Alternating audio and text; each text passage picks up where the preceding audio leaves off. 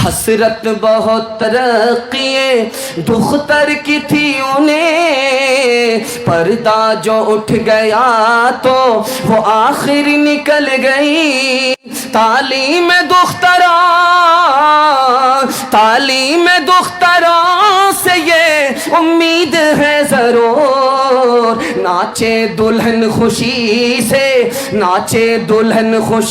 سے خود اپنی بارات میں۔ بیٹا آیا ہے، سالن آیا، مزہ نہیں آیا، کھانے میں مزہ نہیں آ رہا ہے، تو ماں سے ڈٹ کر کے کہتا ہے اور بے ادبی کرتے ہوئے کہتا ہے، اماں تو نے کیسا سالن بنایا، منہ کا مزہ خراب ہو گیا، کتنا برا سالن تھا۔ تو ماں نے کہا کہ بیٹا میں نے سالن نہیں بنایا، تیری بیوی نے بنایا۔ تو کہتا کہ اماں کیا سالن ہے، کیا مزہ آ رہا ہے، زندگی میں پہلی بار کھانا کھا رہا ہوں۔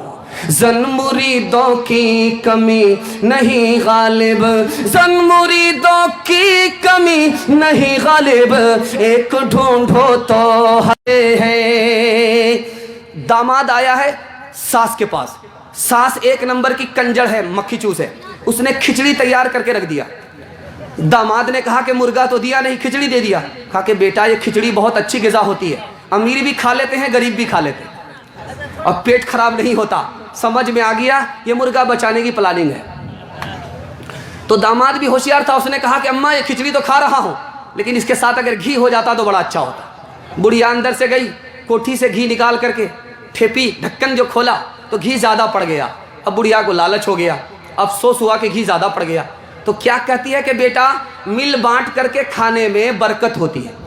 سمجھ میں آ گیا، یہ کھائے گی بھی اور کھانے بھی نہیں دے گی، تو اجازت دے دیا تو آپ تو میری ماں کی طرح ہو، ساتھ میں کھا لو۔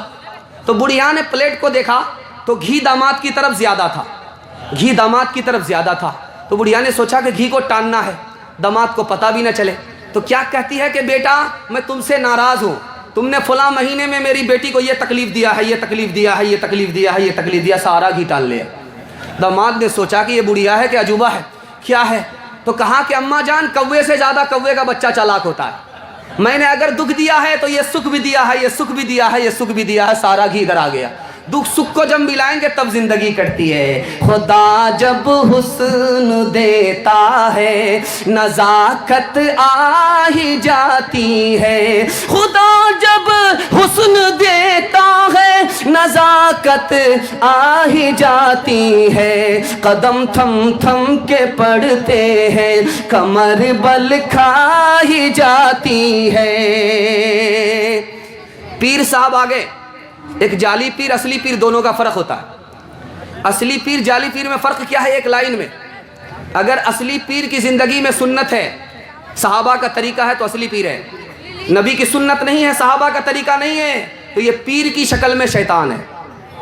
یہ کیسے پتا چلے گا؟ شوہر مرید ہو گیا، جعلی پیر کا مرید ہو گیا، بیوی سمجھدار تھی، کہا کہ اچھا آنے دو امتحان لیتے ہیں، پتا چل جائے گا اصلی پیر ہے یا جعلی پیر ہے۔ کھانا لا کر کے رکھ دیا، گوشت کھانے میں چھپا دیا، کہا کہ پیر صاحب کھائیے، آپ تو اصلی پیر ہیں، آپ کو تو سب کچھ نظر آتا ہے، آپ یہاں بیٹھتے ہیں اور مدینہ دیکھ لیتے ہیں، آپ کو سب کچھ نظر آتا ہے، کھائیے۔ کہا بدتمیز عورت کہیں کی، کھانا دے دیا ہے سالن نہیں دیا ہے۔